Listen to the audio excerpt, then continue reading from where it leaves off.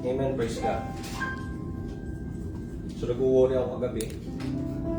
Lord, sabi ko, wala pa ako outline. May binigay ang Panginoon na isang mensahe sa akin pero hindi ko mabuo.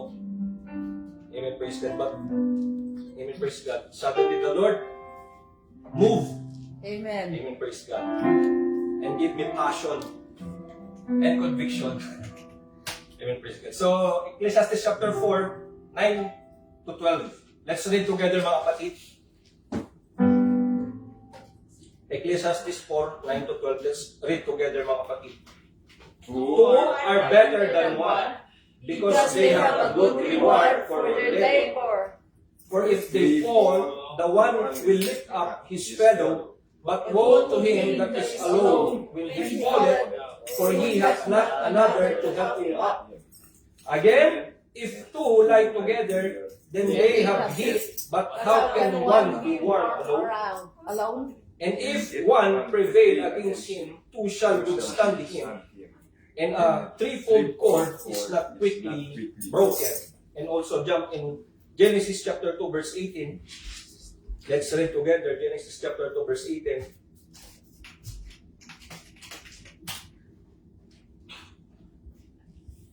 And the Lord God said, it is not good that the man should be alone. I will make him an helpmeet for him. I would like to give you this subject title, two is better than one.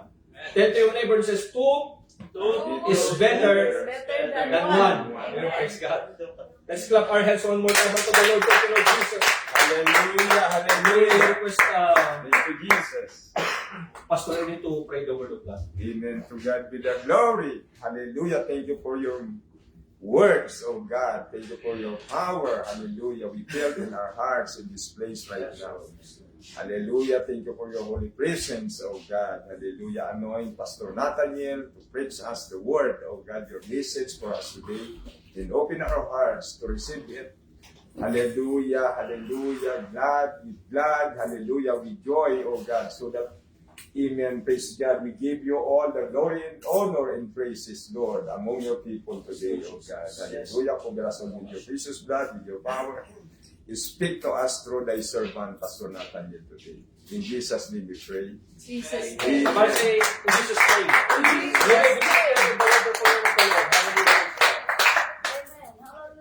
Amen, praise God. So, two is better than one. Naniniwala ba kayo mga kapatid? Yes. Amen, praise God. Naalala ko, mga kapatid, nung si Papa nasa mundo pa rin, dati. So si Papa kasi dati sa lugar namin parang maraming taong takot sa Amen, praise God. Parang isa sa kinakatakutan dun sa lugar. Amen, praise God. So parang walang taong gustong mag-ano sa kanya doon. Tsaka sa amin. Amen, praise God. Pero dumating yung time na may hinanap si Papang 5 tao at tapos mag-isa lang niya. Amen, praise God. So kahit palagaano kalakas ang tao, pag pinagtulungan ka ng 5 tao o 2 tao, wala kang panalo. Naniniwala ba kayo mga kapatid? Yes. Amen? Kasi praise the Lord! Kahit gaano kalakas ang isang tao, mga kapatid, pag pinagtulungan ng 2 tao, walang magagawa yung nag-iisa. Amen? So, punta tayo sa Exodus chapter 18, 14 to 24. Amen, praise God. Ito po yung panahon ni Moses. Pagkatapos siyang gamitin ng Panginoon upang ilabas ang mga Israelita sa Ehipto sa pagkaalipin. After Moses delivered the Israelites in the land of bondage with the great power and authority of God, Moses had a hard time and difficulties on how he will handle leadership towards Israel, for they are so great in number and they have different personalities. Amen? So, mahirap talaga kapag ikaw leader. Amen? Lalo na ang hawak mo hindi, pinag-uusapan dito mga kapatid, hindi lang 5 tao ang kanyang ililid, but buong bansa ng Israel. Di ba? One against the world. Hallelujah, praise God. So, Exodus 18:14 to 24. And when Moses' father-in-law saw all that he did to the people, he said, "What is this thing that thou doest to the people?" So during that time, nakita kasi ng father-in-law ni Moses, na si Jethro, na nakikita niya si Moses parang bigat na bigat sa obligasyon, pastor. He having a hard time kasi parang sa kanya lahat nakaatang yung responsibilidad. Amen? Kaya nung makita siya ng kanyang father-in-law, sabi niya rito, ang ginagawa mo, Moses, ay hindi maganda. And Moses said sa verse 15 unto his father-in-law, because the people come unto me to inquire of God. Kapag may problema kasi sila, sa akin sila lumalapit. Amen, praise God. So, during that time, almost 1 million ang number dito ng Israelita. Pero 1 million, almost, sabi natin 600,000. Kada isang tao, bibigyan mo ng advice. Bibigyan mo ng, di ba? Pag may itutulog kay Moses na problema, magpipray si Moses sa Panginoon. Kung ano sinabi ng Panginoon kay Moses, yun yung sasabihin niya dun sa may problema. So 600,000 plus sa tao, pero mag-isa lang si Moses. Amen? Kaya sa verse 16, when they have a matter, they have come unto me, and I judge between one and another, and I do make them know the statutes of God and His law. Amen. That's why in verse 17 to 24, Moses' father-in-law gives an advice to him that he will be burned out if he will do this matter alone. Diba? Yes. Kapag dala-dala mo yung napakabigat na pasanin na yan, na mag-isa ka lang, hindi ka nagbigay, hindi ka kumuha ng kasama mo, katuwang mo sa ministry. Amen, praise God. Mababurn out ka. Baka mag-backslide ka pa. Amen? Kaya sa verse 17, and Moses' father-in-law said unto him, the thing that thou doest is not good. Hindi maganda yung ginagawa mo, Moses. Mapapagod ka, sabi niya sa verse 18, thou wilt surely weary away, both thou and this people that is with thee. For this thing is too heavy for thee. Mabigat sa iyo yung ganyang obligasyon. Hindi mo kaya mag-isa. Thou art not able to perform it thyself alone. Amen. See? Diba? Hearken now unto my voice. Ito po yung advice ng kanyang father-in-law. I will give thee counsel, and God shall be with thee. Be thou for the people to Godward, that thou mayest bring the cause unto God. Sa verse 20, and thou shalt teach them ordinances and laws, and shalt show them the way wherein they must walk, and the work that they must do. So pumili dito mga kapatid, si Moses ng yung delegation of authority. Sabi ng kanyang father-in-law, kumuha ka ng isang tao na mag-roll sa 50, isang tao ulit para mag-roll sa 20, isang tao ulit para mag-roll sa 10. Kasi pag dala-dala mo lahat yan, ikaw lahat ang magka-counsel sa tao, amen, praise God, mababurn out ka. Amen? Amen? Hindi mo kaya yan, sabi niya. Kaya nga mga kapatid, I would like to preach you this subject title today, 2 is better than 1. Kasi mga kapatid, yung burden na dala-dala mo, maibabahagi mo na, hindi na siya ganoon kabigat. Amen? Ito po yung advice ni Jethro, ang kanyang father-in-law sa kanya. Amen, praise God. What this chapter trying to say is, it is hard for one person to carry a heavy burden of multitudes of people, but 2 or more can do it better. Yes. Amen? Amen. That's why this is power. Amen, praise God, in unity. Amen? There is power when the people of God united together. One accord, one place, and one mind. Amen? In our work, mga kapatid, no, testimony ko na sa company, ang company namin, hindi kami na-advise na mag-isa ka lang. Halimbawa, natumba yung paleta, kasi stock yan, isang stock. Pag natumba yung hindi ka allowed na ikaw lang ang bubuhat mag-isa, kasi sobrang bigat nun. Pero mo bubuhatin mo mag-isa, yung isang pile ng Mataas. ng stock ng paleta, 9 pile. Amen, praise God. So, sintangkad ko siya mga kapatid. Kasi malit lang naman ako. Sintangkad ko yung paleta. Pag natumba yun mga kapatid, hindi ka allowed na mag-isa ka lang magbubuhat. Kasi isang paleta is weighing 60 pounds. 60 pounds. Tapos bubuhatin mo yung isang, ano na yun, na mag-isa ka lang, mapipilay ka. Amen? Kaya sabi ng company namin, kapag may natumbang isang stock, kumuha ka ng kasama mo, magpatulong ka. Amen. Amen? Kasi mas madali sa'yo yung trabaho. Mas madali yung matatapos. Amen? Amen. You want to say praise the Lord? Praise the Lord. Because two is better than one. Amen. Amen? Palakpakan po natin ang Panginoon. All the glory belongs to God. Kagabi mga kapatid, Sister Jonah, pinahiga namin yung karton. May mga laman kasi sa loob, pastor. Pinahiga namin yung karton. Hindi niya mabuhat. Hirap na hirap siya ibangon yung karton. Sabi ko, bubuhatin mag-isa. Sabi ko, dalawa tayo. Two is better than one. Sabi ko sa kanya. Tumawa lang siya mga kapatid. Amen, praise God. So, napapagaan yung trabaho mga kapatid pag dalawa kayo magkasama. Yes. Amen? You want to say praise the Lord? Praise the Lord. See, my brothers and sisters, unity will keep you strong and powerful. Amen? If you read the book of Genesis chapter 11, mga kapatid, nag-unite mga kapatid yung mga tao during that time to build, amen, praise God, the tower called Babel. Amen? Nagtulong-tulong sila. And nothing shall stop them. Walang sino man pwedeng makapigil sa kanila because of their unity. At makaka-break lang nun, yung unity ng tao ngayon, tanging ang Diyos lang. Kaya Diyos mismo ang bumaba sa trono niya sa langit. Amen? Para i-compound yung nag-unite na tao para mabuild yung Tower of Babel. Amen? Amen. So, ganun ka-powerful yung unity. It makes God move when there is unity. Yes. Amen? Amen. You want to praise the Lord? Praise the Praise the Lord. Lord. When people united together to build the tower called Babel, they cannot be restrained. They are so unstoppable, they can do anything when they work together. Amen? You want to say praise the Lord? Praise the Lord. That's why God is attracted to the people who is united. It takes God to bring the people confounded in the Tower of Babel. That's why God Himself goes down to the earth to confound them. And this is the same ideology that God used in the day of Pentecost. Amen?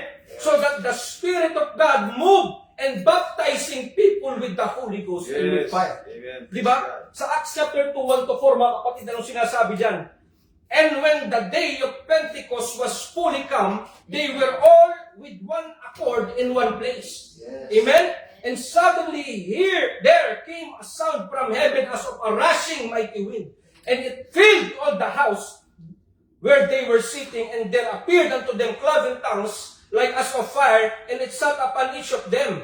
And they were all filled with the Holy Ghost and began to speak with other tongues as the Spirit gave them the utterance. Amen. Amen? Mga kapatid, God is attracted to the people of God who is united together. One mind, one accord, in one place. Amen? Kasi during that time, mga kapatid, sa Acts chapter 1, pag binasa nyo, hindi pa sila na-fulfill the Holy Ghost doon. Kasi they are divided. Amen? Watak-watak sila. Wala silang iisang puso, iisang mithiin, iisang goal. Amen?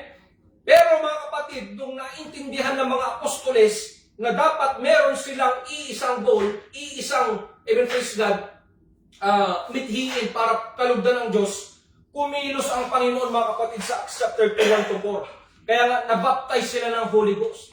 And they began to speak in other tongues as the Spirit gave them the utterance. Amen? Amen. Diba say, praise the Lord? Praise the Lord. Imagine yung mga kapatid, ano? Sabay-sabay tayo lahat nagpupuri. Hallelujah. Walang pakialamanan. Amen?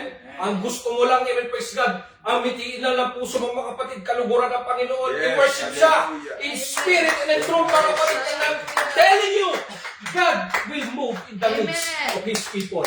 Amen? Palakpakan po natin ang Panginoon. All the glory belongs to God. Thank you, Lord Jesus. That's why in Psalms 133 verse 1 says, Behold, how good and how pleasant it is for brethren to dwell together in unity. Nakalulugod yan sa harapan ng Panginoon, yung united. Amen? Praise God. Unity consists of two or more people, not one. Amen? If you are alone and doing the works, you're not united. But if you have someone in your side to help you to do the works, it is called united. Amen? Amen. We cannot say we have unity if a person do the works alone. That's why there is a saying in English that says, no man is an island. Ang ibig sabihin, hindi mo kaya mabuhay, kapatid, na mag-isa sa isang isla pag mag-isa ka lang. Amen? Wala po ba kayo doon? May napanood ako, pastor, na na documentary. Israelita siya. Sila? Sila magkakaibigan. Nag-decide sila na pumunta sa Amazon River. Para explore yung lugar. Nag-camping sila, mga kapatid.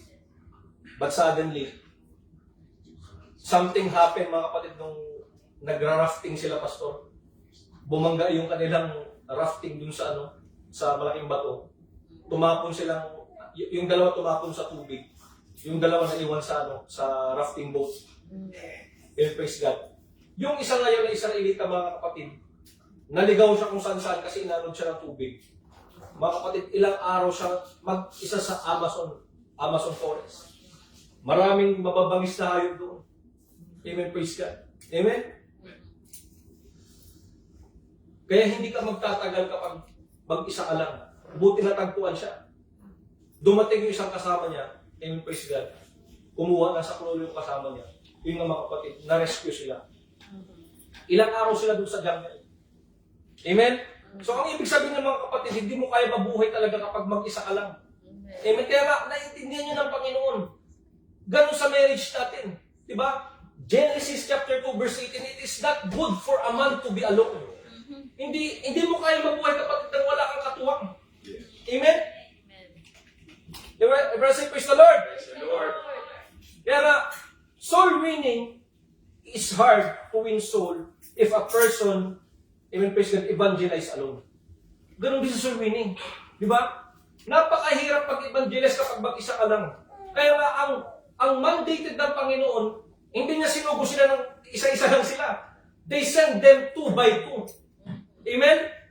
Kasi mga kapatid, pag mag-isa ka lang, there is power, of course, but if 2 of you win souls together, amen, praise God, there is more power.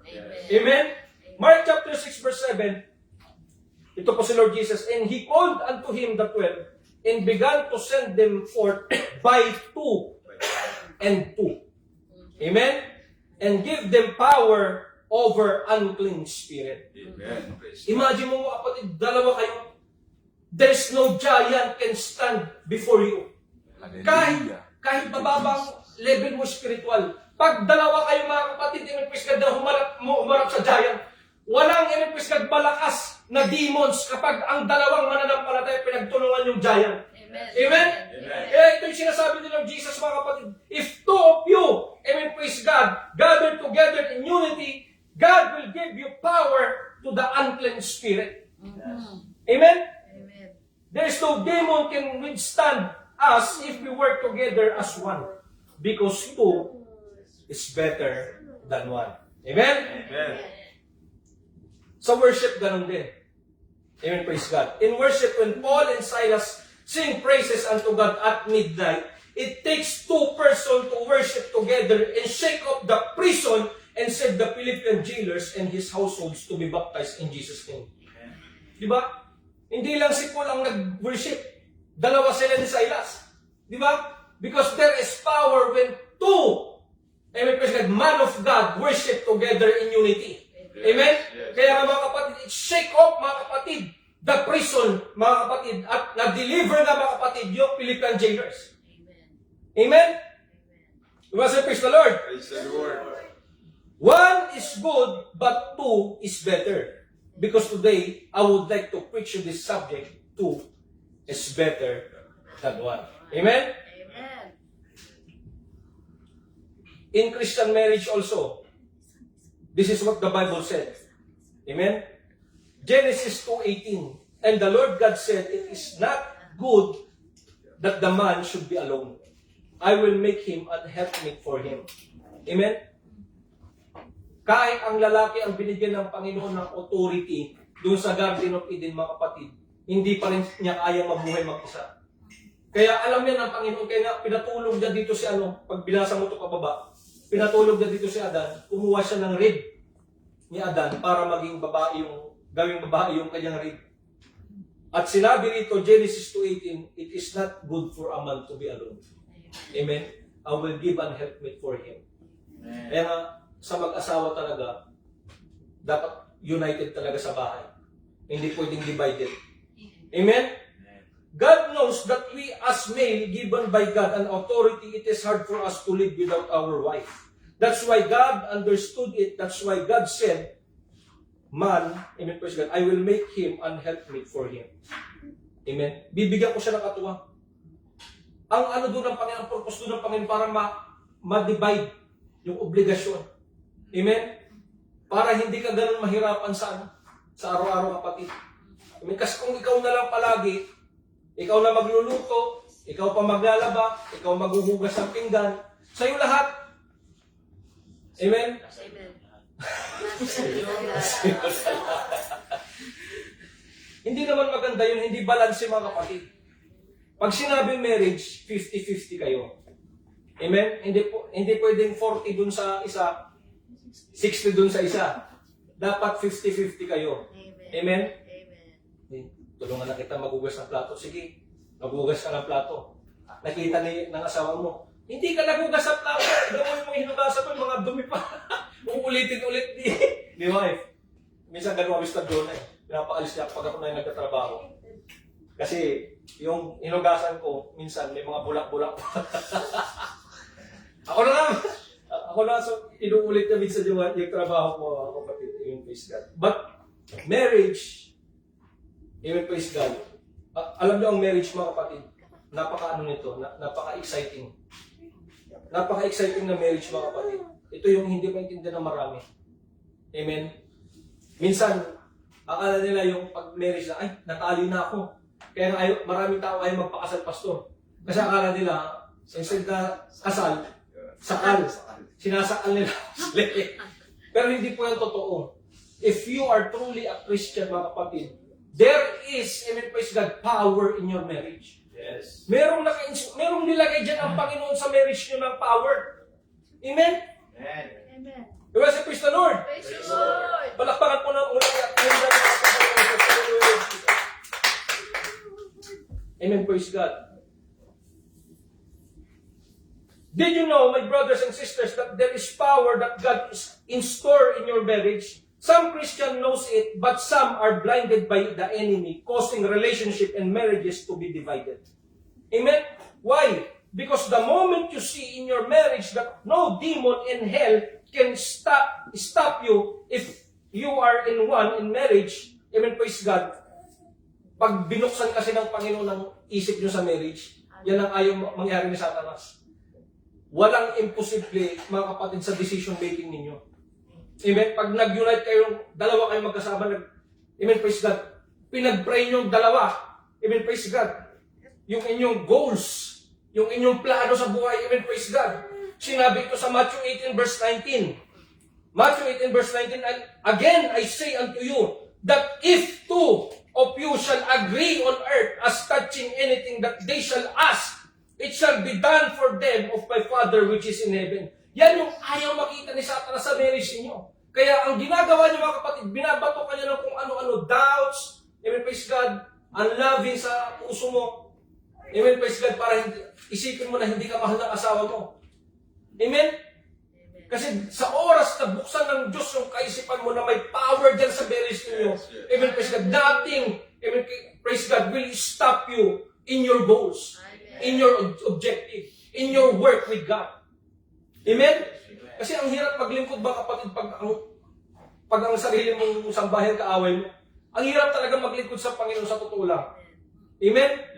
Parang lagi mo na lang, pinipilit yung sarili mong i-drag sa gawain. Pero pag dalawa kayong united, sinasabi ko sa inyo mga kapatid, lalo na sa decision making, amen, praise God, God will give, amen, praise God, wisdom in your marriage. Amen. Mabubuksan yung kaisipan. Yes, praise God. There's Amen. power in our marriage. If both of you agree together, united in every decision that you make in your life, there's nothing shall be impossible. Those impossible things in your marriage can be easy by the power and authority of God that He is stored in your marriage. Amen? Even a strong man, if he is alone in the battle, he can be defeated if his enemy is two. Amen? Diba sa praise the Lord? Napanood ko rin, Pastor, sa sa National Geographic, yung isang layon, Pastor, pinagtulong-tulungan ng 20 na hyena. Alam mo, Pastor, kahit pala tinatawag yung lion na king of the jungle, pag pinagtulong-tulungan ng 20 na hyena, wala, para lang siya prey. Pagkain lang siya mga kapatid ng mga hyena. Pero the moment na dumating, Pastor, yung kasama niyang isang lion, nagsipagpulasan, Pastor, yung 20 na hyena. Ibig sabihin, 2 lion cannot be defeated by 20 hyenas. Di ba? Ito yung sinasabi dito sa Ecclesiastes chapter 4, 9 to 12. Ano sinasabi yan? 2 are better than 1. Because they have a good reward for their labor. Pag dalawa kayo mga kapatid nagtutulungan, lagi kayong inumpista. Walang imposible sa inyo. Walang imposible sa pananampalataya ninyo. Walang balakid sa paglilingkod nyo sa Diyos. For if they fall, the one will lift up his fellow. Kaya nga, mga kapatid, yung nangyari dun sa dalawang layon, nung bumagsak niya yung isang layon, mga kapatid, pinoproteksyonan niya yung kasama ng layon. Amen? Para hindi lapain ng 20 hyenas yung isang layon. Amen? Because there is power when 2 is gathered together in unity. Because 2 is better than 1. At ito pa mga kapatid sa verse 11. Again, if 2 lie together, then they have heat, but how can 1 be warm alone? And if 1 prevail against him, 2 shall withstand him. Amen, praise God. At hindi mababali mga kapatid yung kanilang marriage. Amen? Amen. Diba si praise the Lord? Praise the Lord. I saw marriages being broken and destroyed because of improper line-up of marriage. Improper line-up. Ano ba ang tamang proper line-up sa marriage? God, husband, wife, children. Diba? God, family, ministry. Amen? Yan ang sinasabi sa Ephesians chapter 5. Hindi ka po pwedeng, amen, praise God, unahin mo yung pamilya mo tapos kalimutan mo ang Panginoon. Magkakaproblema ka sa magkakaproblema kayo talaga sa relasyon mo sa Diyos. Amen? Hindi mo rin po pwedeng sabihin na dapat ang mag-rule sa bahay. Hindi ko sinasabing dapat ang walang authority ang babae. Ang sinasabi ko mga kapatid, amen, praise God, binigyan ng Diyos, amen, praise God, si Adam to rule into his household. Amen? Lalaki talaga ang mag-rule sa bahay. Kaya ipag-pray mo yan. You strong man of the house, pray that the Lord give you wisdom on how, amen, praise God, your relationship in your marriage work out. Amen? Huwag kang puro cellphone. Yan ang isang dahilan na sumisira sa pamilya. Di ba? Mahabang oras sa pagsiselfone, sa pag-games, sa panonood ng movies. Hallelujah. Tapos wala lang time sa asawa. Hallelujah. Amen? Amen. Di ba si praise the Lord? Praise the Lord. This is the right and biblical line-up in marriage. Number 1, first of all, Lord Jesus Christ is the head of the family. Amen. Amen? Ephesians chapter 5:23. For the husband is the head of the wife, even as Christ the head of the church. And He is the Savior of the body. Amen. Amen? Amen. Number 2, husband is the head of the wife. Amen. Amen. Yes. Amen. Yes. Para lumalakas yung ibig ngayon Para may mga nagiging on fire ngayon Ephesians chapter 5:23. For the husband is the head of the wife, even as Christ the head of the church. Amen? Ang lalaki talaga ang head ng sambahayan.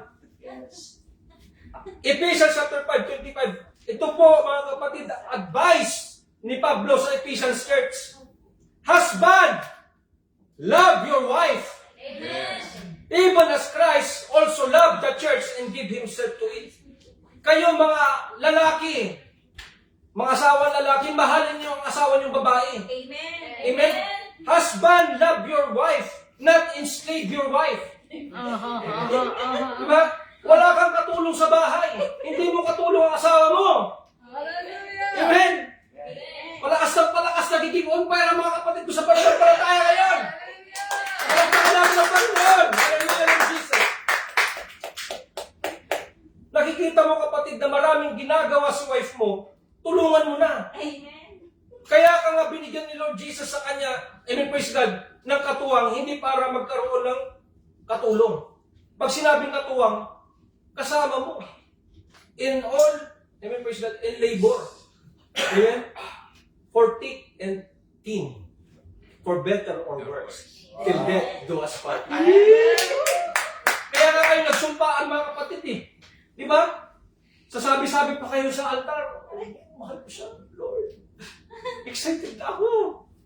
Pagkatapos na ng ilang years ng marriage, para hindi na nagpapansinan. Amen? Para tumabang na. Kasi hindi sa lahat ng pagkakataon mga kapatid, ang marriage, matamis yan. Kayo ang mag-workout niyan. Kayo ang gagawa mga kapatid para magkaroon ng excitement ng marriage nyo. Amen? Praise the Lord! Praise the Lord. Come on, preach, bro. Kaya nga, it is written in the book of Genesis 2:18, and the Lord God said, it is not good that the man should be alone. I will make him an helpmate for him. Ang sabi diyan, helpmate, katuwang, hindi katulong. Amen? Love your wife. Ephesians 5:28. So ought men to love their wives as their own bodies. He that loveth his wife loveth himself. Di ba? Pag kayo kinasal na ng Panginoon, dalawa na kayo, iisang laman na kayo. Amen? Doon papasok ngayon, two is better than one. Iisang katawan na kayo mga kapatid. Pag sabi iisang katawan na kayo, pag sinaktan mo yung asawa mong babae, siguradong masasaktan ka rin.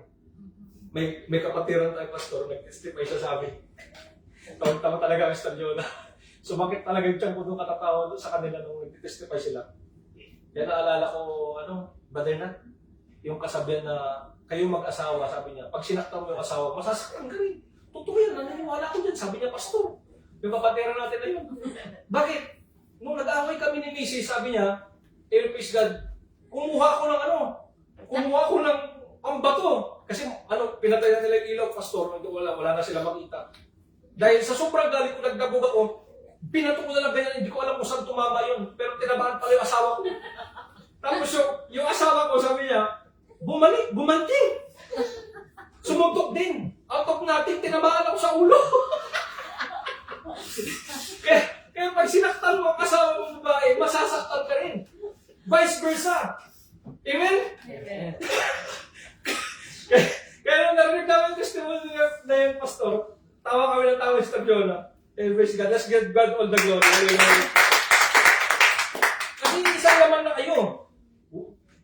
Number 3, wife, submit to your husband. Amen. Amen, magpasakop ka sa asawa mong lalaki. Hindi ikaw ang binigyan ng authority ng Diyos para sa household mo. May pagkakataon na pwede mo ibigay ang opinion mo sa asawa mo. Pero, amen, praise God, ang mag-rule sa bahay ay ang lalaki. Kaya nga sinabi, amen, praise God, sa Ephesians chapter 5:22, wives, submit yourselves unto your own husband as unto the Lord. Yes. Magpasakop ka. Amen? Para kang kalabaw na hindi pa natuli. Di ba yung kalabaw na hindi natuli? Sobrang wine. Pero kaya pala nila kinakapon, pastor, yung kalabaw para maging maamo. Amen? Parang ganun minsan ang mga wife. Kinakailangan mo ng paamunin. Bakit ayaw umamon ni wife? Baka may kulang na sa marriage mo. Baka hindi mo na nilalambing. Amen? Baka hindi mo na nilalabas. Amen? Baka hindi na kayo nagdidik. Amen? Baka mas lagi ka na lang nakapokus sa cellphone, sa internet, sa games. Amen? Hallelujah. Hallelujah. Sabi, yung iba umiilag. Palamahan mo lang ang Hallelujah. wife, submit to your husband, but it doesn't mean that you don't have a right to give opinion in your decision making. Amen? Ibig sabihin, magpasakop ka, asawang babae, sa iyong asawang lalaki. Amen, praise God. Pero, yung matter mo, amen, praise God, halimbawa, merong decision making na gagawin, idudulog mo palagi sa husband mo. Amen? Huwag kang magdesisyon ng sarili mo. Kaya nga kayo pinagbuklod ng Panginoon eh. Because two mind is better than one mind. Amen? Amen. One wisdom is two wisdom is better than one wisdom. Amen? If husband and wife had a decision making, they need to talk about it privately. Amen? Proverbs 18:22. Ito yung pastor, kaya ayaw magsipag-asawa ng mga tao rito. Amen, praise God. Hindi ko alam kung bakit. Mas gusto nila yung companion lang. Nagsasama sila pero hindi pa rin sila nagpapakasal. Amen? Pero sinasabi sa Proverbs 18:22, whoso findeth a wife, findeth a good thing, and obtain favor of the Lord. See? Kapag nasumpungan mo yung asawa mo, nagpakasal kayo, magkakaroon ka ng pabor sa harapan ng Diyos. Amen? Marriage is a given gift of God for male and female to this world. Amen? So cherish your marriage, my brothers and sisters. Value your marriage. Invest time and importance to your marriage. Most of all, make Jesus as the center of your life and in your marriages. Amen. Amen? Some marriages today are broken because of the lack of communication. Amen? Ito yung nasumpungan ko talaga, Pastor, sa maraming mga marriage. Marami kaming nakausap sa Tablona, na-counsel, nabigyan din ng advice, all the glory belongs to God. Amen, praise God. Ito po yung mga nakita namin kulang sa kanila. Communication. Lack of communication. Lack of time. Wala nang oras sa isa't isa. Lack of priorities. Amen? No vision. Wala silang vision sa kanilang marriage. Basta nagpakasal lang, nagpakasal. No goals. Walang goal. Amen? Basta gumawa lang ng gumawa. O ginawa ng company yung kanyang asawa. Paggawaan ng bata. No forgiveness. Tatawa siya, brother. No forgiveness. Diba? Pag wala namang perfecto marriage eh. Amen? Hindi totoo na gusto ko siyang pakasalan kasi siya yung dream boy ko. Siya yung dream woman ko. Hindi totoo yan, mga kapatid. Amen? Nightmare. Nalala ko tuloy, Pastor. Narinig ako preaching. Sabi niya, it is better to be alone than bring the devil along. Amen, praise God. So, mga kapatid, let's cherish our marriage. Alam nyo, kapag kayo nagtulungan kayo sa marriage ninyo, you're not just, amen, praise God, climb mountains. You can remove it. Because two of you are gathered together in unity. Amen? Yan yung nakikita ko. No forgiveness. Ayaw nilang, amen, praise God, ayaw nilang magpatawaran, pastor. Pataasan sila ng pride. Nag-away sila. Bahala na kung sino yung unang mag-approach. Amen? Amen. Tumatawa kayo, parang Totoo. No love, no respect. At higit sa lahat, selfishness. Maraming nauuwi sa divorce, even praise God, maging sa Christian, because of selfishness. Masyado siyang selfish. Amen? Ang marriage, it involves sacrifices. Amen? Hindi yung halimbawa si Brother Nick, nasaktan siya dahil mayroon silang kuha ng Lister Karen, halimbawa, nag-away siya Lister Karen, halimbawa, praise God. Hindi napapansin ni Brother Nick si Sister Karen, hindi ganon. Isasantabi ni Brother Nick yung pride niya, magpapakumbaba siya sa kanyang asawa. Vice versa, ganon din si Sister Karen. Pag mayroon siyang quarrel against kay Brother Nick, amen, praise God, magpapakumbaba din si Sister Karen. Kaya approach siya si Brother Nick. Tara. Usap tayo. Because we are living the modern day today. The modern days of technologies. Isa ito. Phone, gadgets, PlayStation, computer, playing games. Diba? Playing games. With playing. Hallelujah. Lord Jesus said, if male and female is joined together in marriage, let no one separate them. Diba? Matthew chapter 19 verse 6. Ano sinasabi dyan? Minsan, May mga mag-a-advise sa'yo pag nag-aaway kayo. Kaya wag na wag ka pupunta sa kaibigan mong worldly. Dahil ang advice sa'yo yan, pag nag-aaway kayo ni misis mo, maghiwalay na kayo. Amen? Pero sinasabi dito ni Lord Jesus, pag lumapit ka sa Biblia, Matthew 19 verse 6, wherefore they are no more twain, but one flesh. What therefore God hath joined together, let not man put asunder. Kapag pinagtagpo na sila ng Panginoon, ikinasal na sila ng Panginoon, huwag nyo silang paghihiwalayin. Amen? Amen. Diba say, praise the Lord? Praise the Lord. Because there is power in your marriage. Amen. Yan yung ayaw makita ni Satanas sa marriage ninyo. Pag nagtulungan kayo, you can defeat even the strongest giant Amen. that you will face in your life. Amen? Amen. Number 4, children, obey your parents. Amen? Ephesians chapter 6, 1-3. Children, obey your parents in the Lord, for this is right. Honor thy father and thy mother, which is the first commandment with promise. Anong nakapalakip dito na pangako ng Diyos? Sa verse 3, that it may be well with thee, and thou mayest live long on the earth. Yes. Diba? Ang mga anak, kapag kanilang inonor ang kanilang nanay, tatay, amen, praise God, hindi sila pasaway. Amen?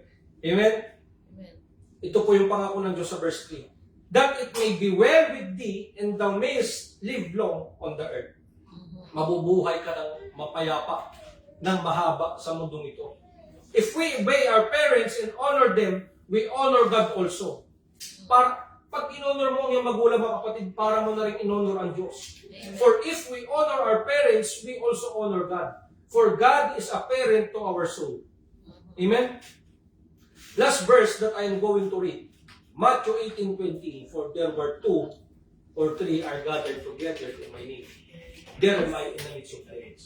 Ibig sabihin niyan, mga kapatid, it takes 2 or 3 people so that God will move in our midst.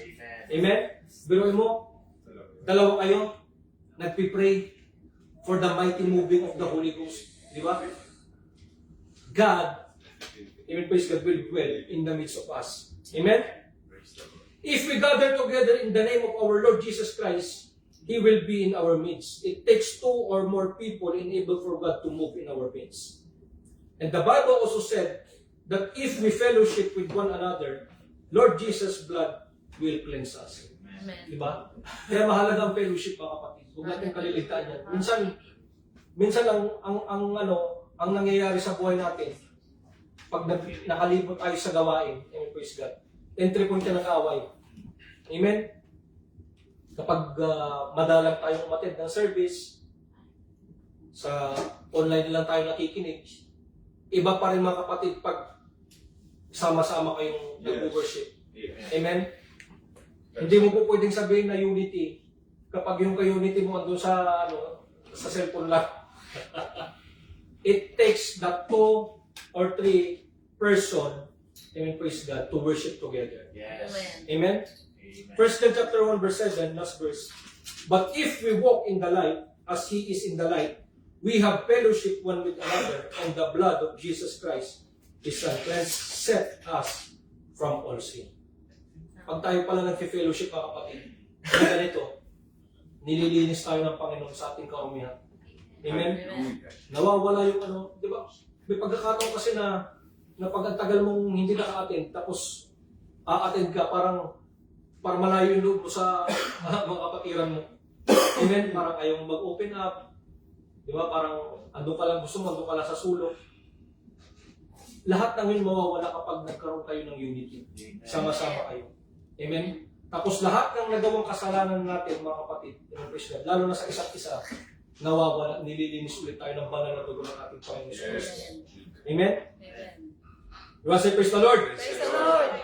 So this is our subject today, titled 2 is better than 1. Amen, praise God. Tumayo tayo, mga kapatid. Hallelujah. Amen, praise God. Let's worship together our Lord Jesus Christ in unity. Hallelujah. Because 2 is better than 1. Hallelujah, praise God. Walang imposible sa Diyos pag tayo nag-united. Amen. Lalo na sa inyong mga mag-asawa, sa ating mga mag-aasawa, mga kapatid. Walang imposible sa Diyos. Amen? Alisin na natin yung ano natin, yung pride natin. Alisin natin yung pride natin. Amen, praise God. Alam ko may hindi nagawa.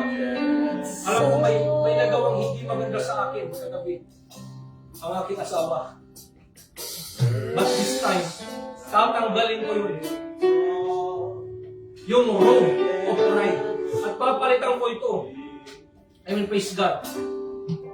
Ng pag-ibig. Amen, praise God. Glory to Jesus. God bless you all mga kapatid who produce or watching online. Hallelujah, praise God. Glory to Jesus.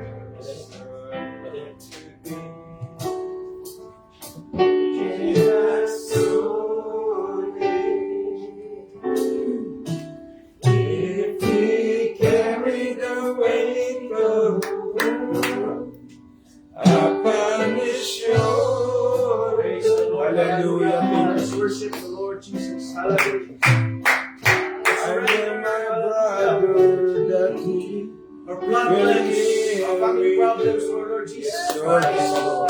Because He can solve everything. Hallelujah. Hallelujah. Hallelujah. Hallelujah, Jesus. It takes two. Upon his Hallelujah. shoulder. People. Hallelujah. I Praise the Lord. will To unite together. Hallelujah. To praise Him. We become powerful. Hallelujah. In the front and the side of our Lord Jesus Christ. Hallelujah. Let us worship the Lord. Hallelujah, Jesus. Let's remove the pride in our hearts. Hallelujah. And hallelujah, submit your will to God. Both of you, man and woman, submit ourselves. Hallelujah, to the will of God. Hallelujah. We should confess our sins to Him that we have sometimes, hallelujah, block time to our wives and husbands. Yes, Lord. Hallelujah. Thank you, Jesus. Hallelujah, hallelujah. Hallelujah, Jesus. Praise the Lord. There's a saying Upon as well, his shoulder. that two heads is better than one. I my brother that he will carry you. All the praises to God. Hallelujah. Together in unity. Verse 1 says, "Behold, hallelujah, how good and pleasant it is for brethren to Hallelujah. dwell together in unity." United marriage is more powerful. United marriage, hallelujah, can move mountains. United marriage, hallelujah, praise the Lord, can break out of strongholds inside the family. Praise the Lord, hallelujah. Just talk to your husband if you have a problem. Just talk to your wife if you have a problem. You need to solve your problems, hallelujah, together with God in your life. Hallelujah, praise the Lord. Hallelujah, hallelujah. Ora bahasataya ramakaya. Yes, Lord. Yes, Lord, yes, Lord, yes, Lord. Hallelujah. Hallelujah. You cannot do it by yourself. You need someone, hallelujah, to help you, to pray. You need someone, hallelujah, to help you ignite with the presence of the Lord Jesus. Yes, Lord. Hallelujah. It's like, hallelujah, a hot or a fiery coal that in itself it cannot stand. But together, hallelujah, it will ignite, hallelujah, your relationship together and with God. Hallelujah. Amen. Praise the Lord. Hallelujah. Hallelujah. Hallelujah. Hallelujah. Thank you, Jesus. Hallelujah. Praise the Lord. Thank you, Lord Jesus. Hallelujah. Hallelujah. Hallelujah. Hallelujah, Jesus. Thank you. Let's thank God for our loved ones. Let's thank our Lord Jesus Christ that He gave us a help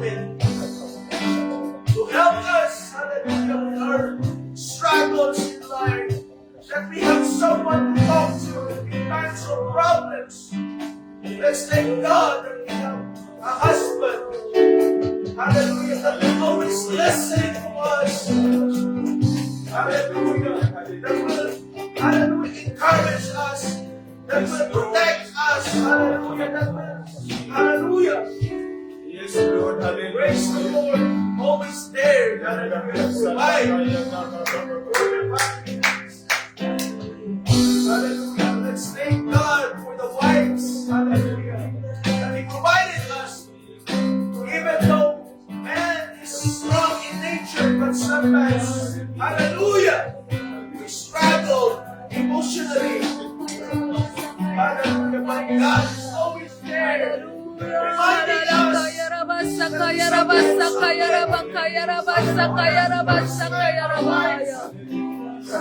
Hallelujah. God is a God of order.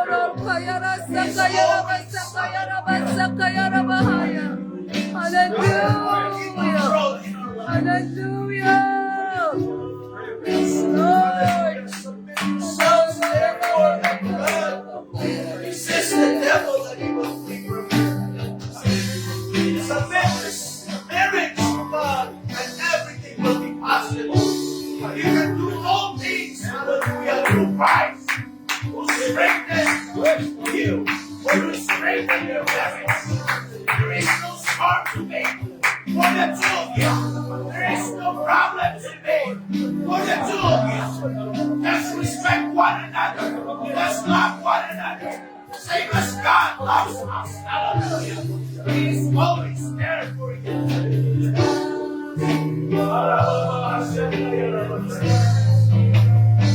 Hallelujah. Hallelujah.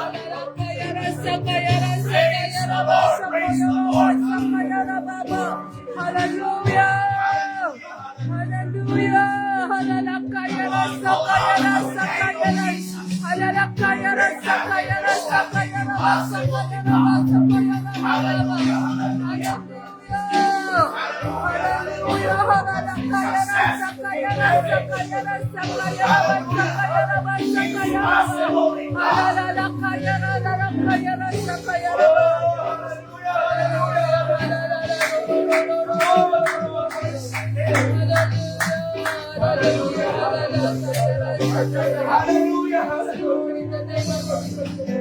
Husband, love your wife.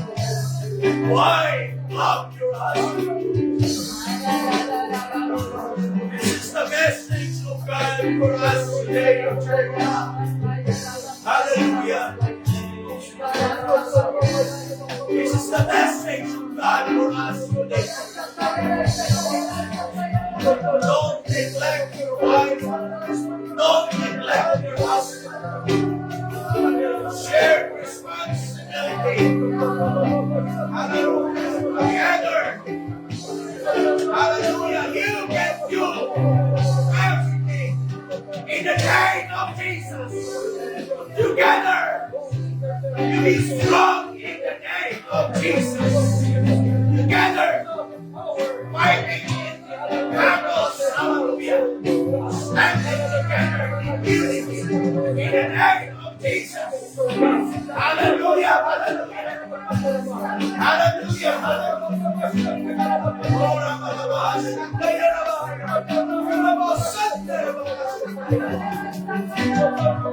Hallelujah.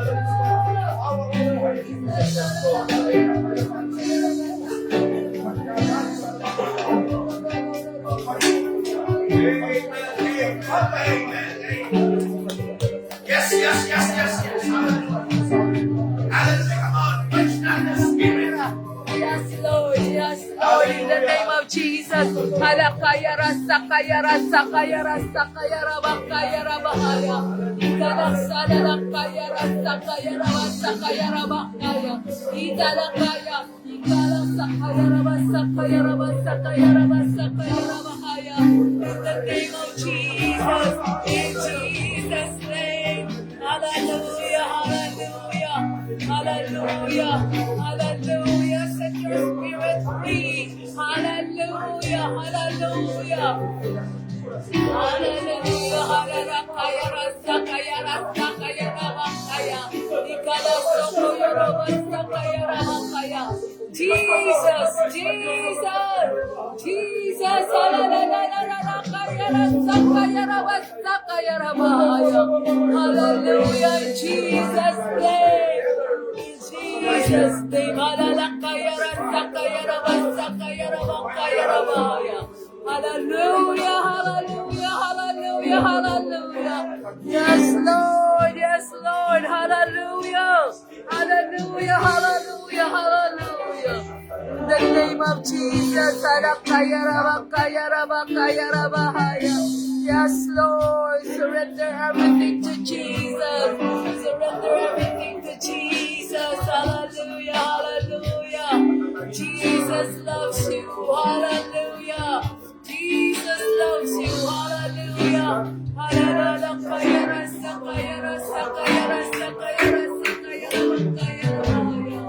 In the name of Jesus. In the name of Jesus. Hallelujah. Hallelujah. Hallelujah. Hallelujah. Thank you, Lord. Thank you, Lord. Thank you, Lord. Release. Hallelujah. Hallelujah. Yes, Lord. Yes, Lord. Yes, Lord. Yes, Lord. Hallelujah. Hallelujah. Hallelujah. Hallelujah. Thank you, Jesus. Thank you, Jesus. Thank you, Jesus. Hallelujah. Amen. Umami tayo ng isang masayang awitin sa Panginoon, mga kapatid. Thank you, Lord.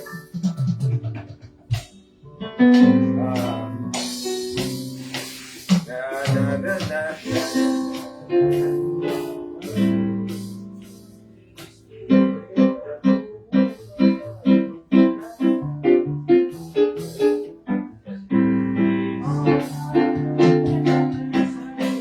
Amen. Praise God.